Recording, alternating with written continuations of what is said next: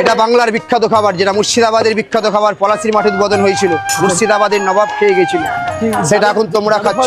হ্যাঁ, কদবেল মাখানোটা। এটা আম খেয়েছো, জাম খেয়েছো, লিচু খেয়েছো, ভুলে গেছো।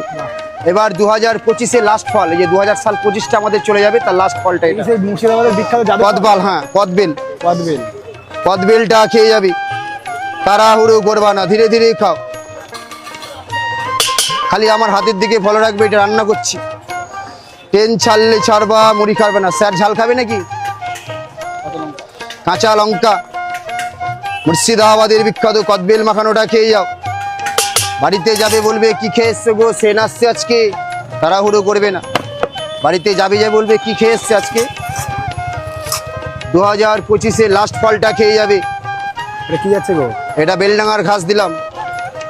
খালি কদবেলে যে কি দিয়ে মাখানো হচ্ছে একবার দেখে নেবে। বাড়িতে বাজারে কিনতে পাওয়া যায়, এরকম করে বানাবে।